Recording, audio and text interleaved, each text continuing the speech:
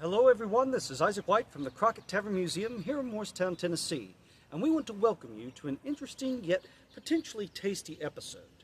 Now, although it's currently springtime, you know the old saying goes that time flies when you're having fun, and that means summer is just around the corner. Now, I don't know about y'all, but when it comes time to go home after a long, hot day of work, well, I look forward to having something cool, something refreshing, something citrusy. Well, enter the orange fool.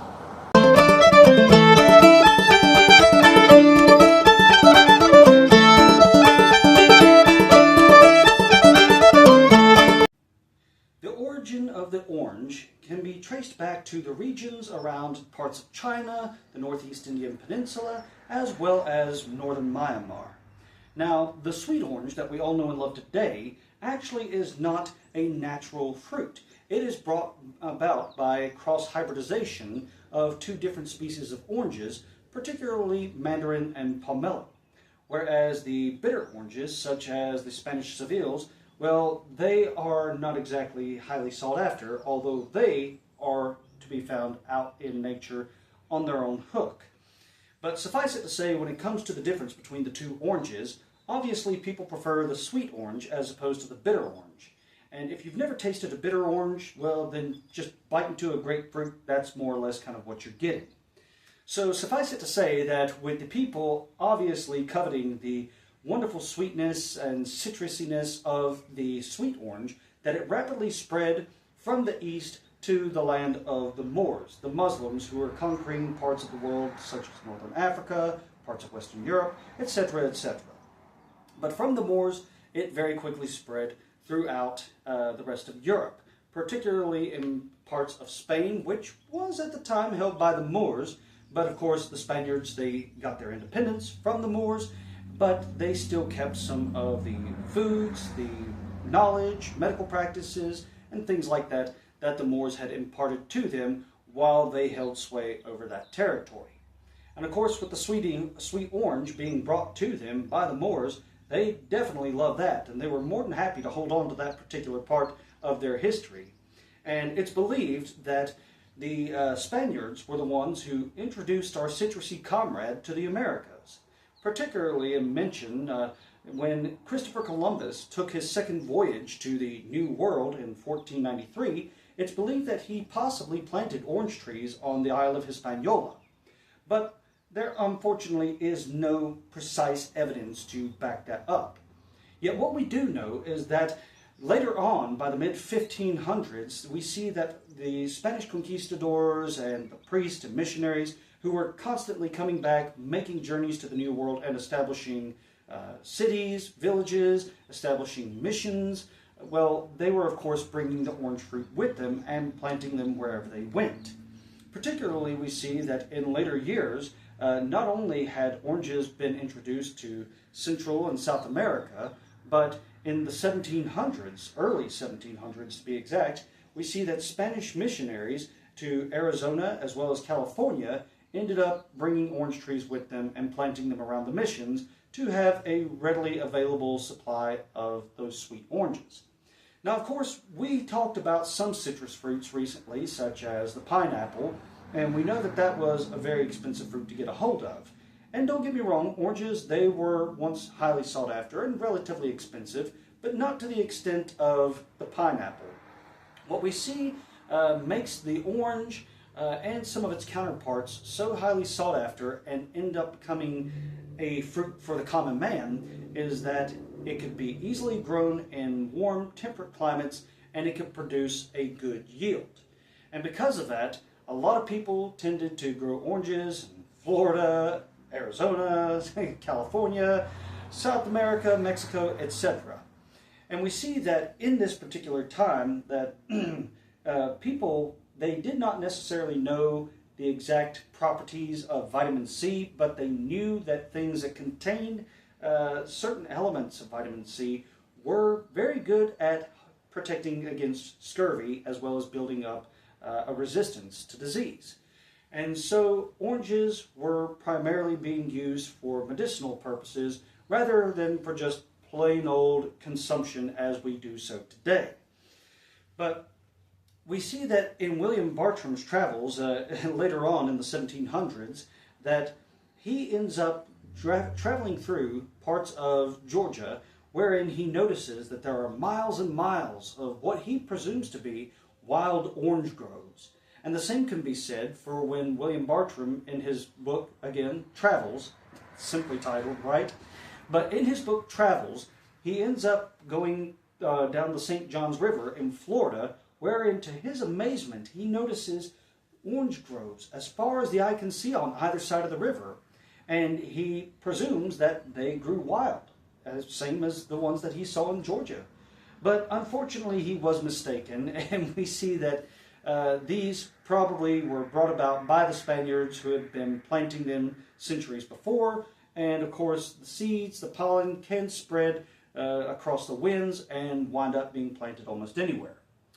But interestingly enough, although not many people think of some of the northern states being able to grow oranges, and they're certainly not known for them, we see that in some cases, particularly along the coast, that oranges could in fact be grown in great quantities as far north as Virginia.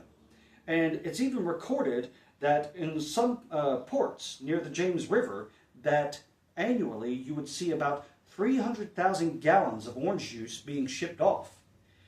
But aside from the oranges being grown in Virginia and the orange juice being shipped off by the drum, well, other people wanted to have their own oranges instead of just buying the product or buying the juice. They wanted to have a means to obtain that fruit year-round. And so they ended up coming up with basically these greenhouses, if you will, that were known as orangeries, which allowed you to cultivate oranges and grow them year-round. Well, we actually see that there is one particular individual who was very fond of oranges, and he's very well known to history, and that was George Washington. He had his own orangery at Mount Vernon so he could have a yearly supply of said fruit. But of course, again, orange trees, they produce a high yield. So what are you going to do with all those oranges? You can't possibly consume them all. They'll go bad before you get a chance to do that.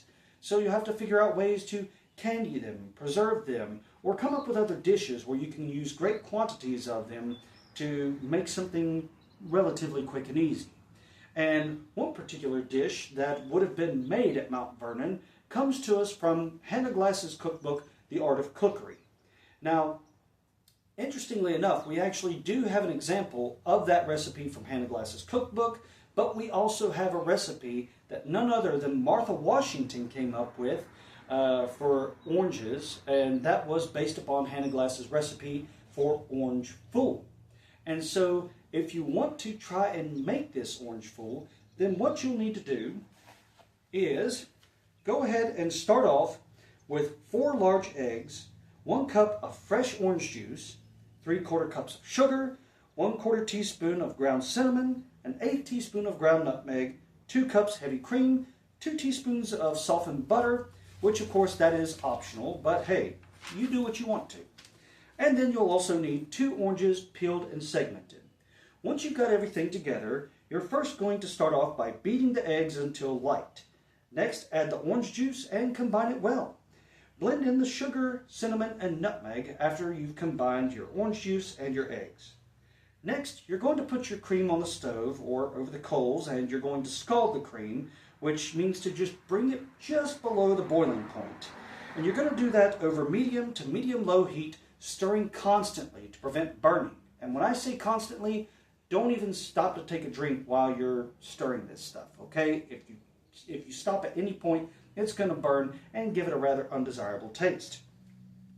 Next, you'll very, very slowly add 1/2 cup of the hot cream to the egg and orange juice mixture, whisking steadily. When well blended, stir it into the hot cream.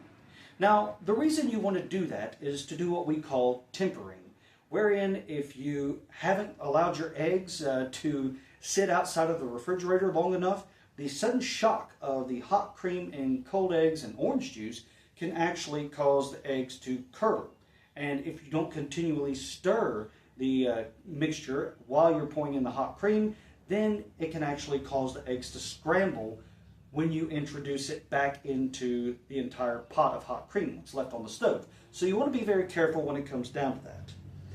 But once it is well blended, then you're going to cook it over low heat, very, very low heat, stirring constantly until it thickens enough to coat the back of a spoon.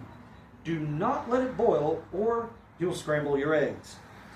Once that's done, remove from the heat and add the butter if desired, mixing it in together, and then pour it into a bowl, setting aside to cool, stirring occasionally. Next, you'll chop up about half of the orange segments and drain in a colander. Fold this into the cooled custard and pour into a serving dish. Then cover and set aside in a cool place to chill for at least 2 hours before serving. Now, after that, when it's ready to serve, you'll top the fool with the remaining orange segments, and now you have a dessert that is fit for the Washingtons. So, I would like to say that although, of course, back then they would have been doing it on coals in the fireplace, and they would have set it in a cool pantry or something like that, you can easily use your stove today. You could also put it in the refrigerator, which is what I did, because that's what I had available. So don't worry if you have to go the more modern route. Either way, the dish turns out great. So I will go ahead and leave the recipe and directions in the description attached to this video. That way, if you want to make a dessert fit for the Washingtons, then you're all good to go. But as far as that goes, I will say I have here some of that orange fool. I made some last night, and let me tell you something. Hannah Glass knew what she was doing when it came to this particular dish. This is wonderful, a perfect summertime treat. So I already made them last night. I tasted them. I can tell you they turned out pretty good. But for the entertainment of you folks here today, well, we're going to go ahead and try this out again. All right, so go ahead and feel free to join me. Oh. Folks, this is wonderful. Oh my goodness, I can't get enough of it. So, that being said, ladies and gentlemen, if you want to try this dish, I would highly recommend it for you. Perfect for the hottest of summer days, right up there with the dish lemon passettes. But with that being said, I've already taken enough time out of your day, and I'm going to finish eating this and let you guys get back to what you were doing. So I'll go ahead and get out of your hair, but before I do so, I want to thank you so much for following along on Facebook and YouTube. Your support is greatly, greatly appreciated. As always, if you like the show, help the channel grow, feel free to like, share, and subscribe, as well as click the bell icon so you'll never miss an upload. But also, if you want to come out to the Crockett Tavern Museum, then feel free to. Our hours of operation are from Tuesday through Saturday, 11 a.m. to 5 p.m., and our admission fees are $5 for adults, $4.50 for seniors and veterans, and $1 for children ages 5 through 18. With that being said, I've already taken enough time out of your day. I'm going to get back to this. So until next week, this is Isaac White from the Crockett Tavern Museum, signing off for now, saying goodbye and God bless.